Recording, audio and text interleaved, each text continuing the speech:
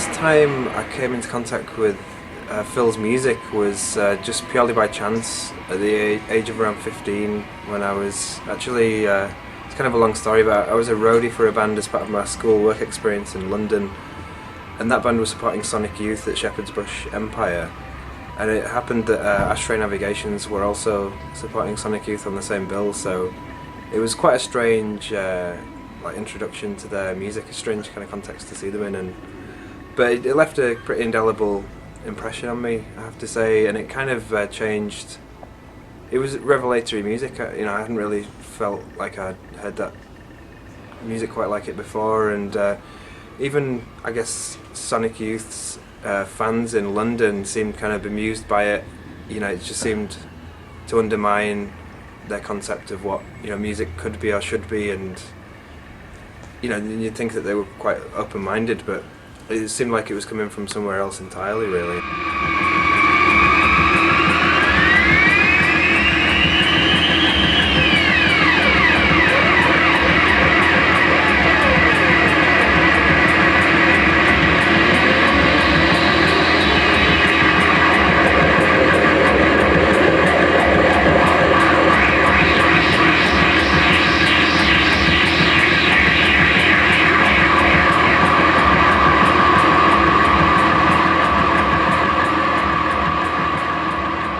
So maybe a year or two later, I started to discover bands on the Leeds kind of underground, of which Phil was a kind of a peripheral kind of part, I guess. I think he was living maybe back in Stoke at the time, and it seemed to be that general aesthetic was quite that I'd seen Phil produce was quite almost kind of typical of a general kind of sound that seemed to be emanating from the north of England, I would say, which is quite kind of ecstatic, drone-based music with a kind of an emphasis on improvisation, and I don't know, it's kind of like a hybrid of a lot of different forms. It's kind of people who are really into like rock music and also free jazz and drone music, psychedelic music, but I think that there seemed to be like a really distinctive characteristic from that area, really, that seemed to be really prevalent, and I hadn't really come across it anywhere else, and it was really liberating, because it seemed like almost kind of anybody could do it. It was more about an attitude rather than like, you know, this kind of measurable, replicable technical ability, which was, you know, to a 15, 16-year-old was revelatory. You know, it really changed and defined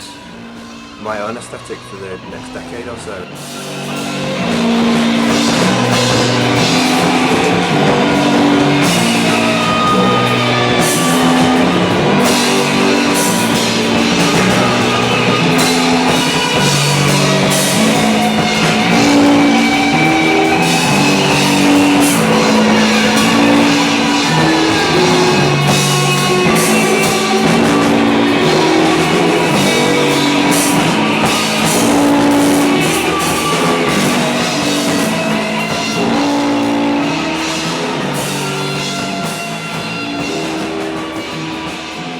I think there's something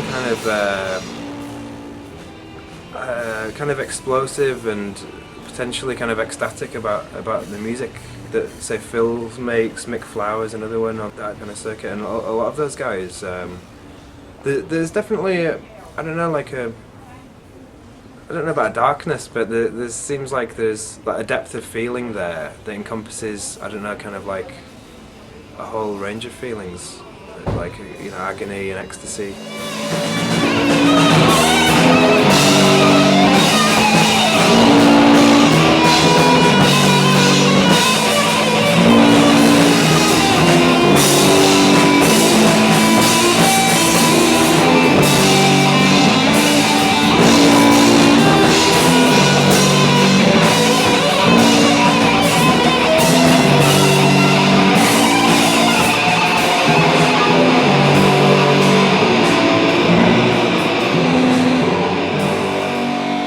Aside from being like a fantastic and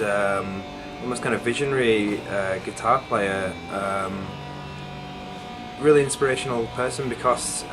he certainly introduced me to a lot of, say, music and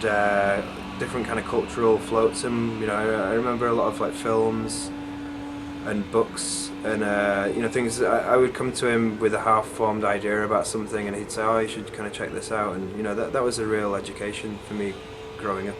in Leeds at that time.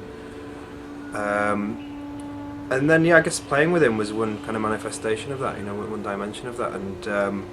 it was always pretty loose. I mean, I remember, like, you know, countless kind of afternoons, kind of hazy afternoons in, again, in Phil's basement, where it always, you know, one of my abiding memories of it is it always just seemed like something was going wrong, you know, like either the basement was, you know, in the process of being flooded, or his amp had broken, or something always seemed to be going wrong. And it was just almost kind of like this kind of like, I don't know, like uncertain, almost kind of cack-handed negotiation of all this stuff, but somehow it seemed to produce this kind of transcendent music, and it was always quite loose. You know, Phil wouldn't ever be very prescriptive about what he wanted. You know, would just kind of start playing really and have a natural kind of synergy through a lot of these common interests that we developed through being friends. And but then